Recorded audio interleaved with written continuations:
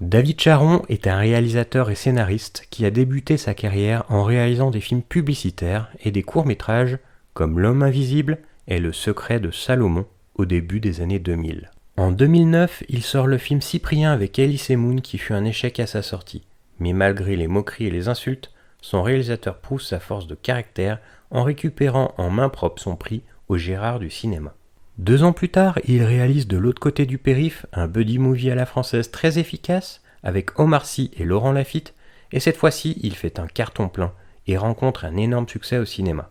En 2016, il sort Les Naufragés avec Daniel Auteuil et Laurent Stocker. C'est en 2021 qu'il sort sur la plateforme Netflix Le Dernier Mercenaire, une comédie d'action avec la star belge Jean-Claude Van Damme, dont ses fans attendaient un retour sur grand écran. Ça se fera donc sur le petit écran grâce à Netflix, aux 60 ans de l'icône des films d'action des années 80 et 90. Le film parle de Richard Brumer, surnommé La Brume, un agent des services secrets français, disparu des radars depuis 25 ans.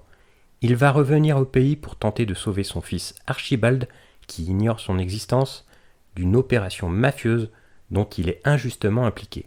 Brumer va refaire appel à de vieilles connaissances et faire équipe avec une bande de jeunes de banlieue et un fonctionnaire qui sont assez téméraires pour contrecarrer les plans d'un bureaucrate zélé, et va tenter d'avouer à son fils qu'il est son père.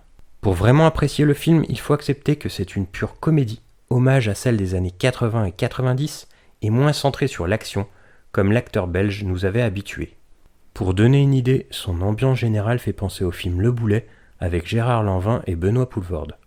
Et à partir de ce moment-là, nous passons un bon moment de franche rigolade, car hormis quelques petites séquences moins réussies de ce côté-là, sur une grande majorité du film, l'humour fait mouche. Techniquement, le réalisateur tente quelques petites choses comme des travelling circulaires à 360 degrés, des contre-plongées et un plan assez intéressant avec une porte blindée séparant l'écran et les 2 actions des 2 côtés. Les séquences d'action, même si peu nombreuses, sont plutôt bien réalisées, lisibles et rythmées, notamment dans une séquence se déroulant dans un vestiaire entre le personnage de Van Damme contre plusieurs combattants et combattantes dans un mano à mano efficace, et une scène de course-poursuite humoristique effrénée utilisant bien l'espace. Les séquences d'action se concentrent plus sur les combats à main nue, spécialité du personnage principal, et nous dispensera de scènes très explosives. Malheureusement, la photographie n'est pas des plus marquantes et la colorimétrie de l'image n'est pas des plus inventives. Les décors extérieurs parisiens, hormis une scène humoristique en trottinette électrique, ne sont pas des plus mis en avant et se situent plus dans des décors intérieurs et des plans en cité HLM. L'interprétation de Jean-Claude Van Damme est très convaincante et se permet intelligemment d'usurper un jeu inspiré de Jean-Paul Belmondo, dont l'acteur belge a toujours été en admiration. Toutes les séquences avec l'acteur sont les plus intéressantes et le film doit beaucoup à Van Damme qui est ici obligé d'être à contre-emploi. Il s'en sort avec les honneurs et a beaucoup d'autodérision. Il s'auto-parodie avec délectation. Le long métrage présente une belle galerie de second rôles plutôt savoureux, notamment l'équipe composée involontairement par le personnage interprété par Van Damme. Il y a peut-être un peu trop de personnages secondaires et nous ne pouvons pas nous attacher à tous.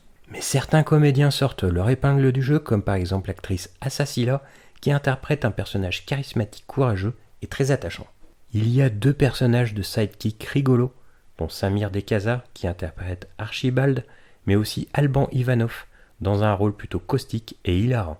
Plusieurs acteurs français confirmés sont à l'affiche, notamment Miu Miu, dont l'homogénéité avec le karatéka belge dans leur séquence commune nous surprend et leur complicité se ressent.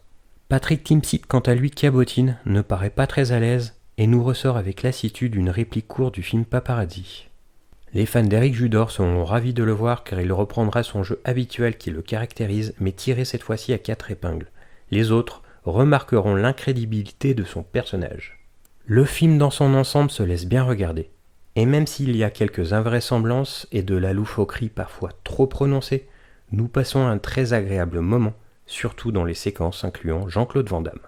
La séquence d'ouverture est d'ailleurs très efficace, et si nous acceptons encore une fois d'être dans une comédie loufoque et non dans un film d'action habituel, alors regardez-le pour rigoler, il est fait pour ça.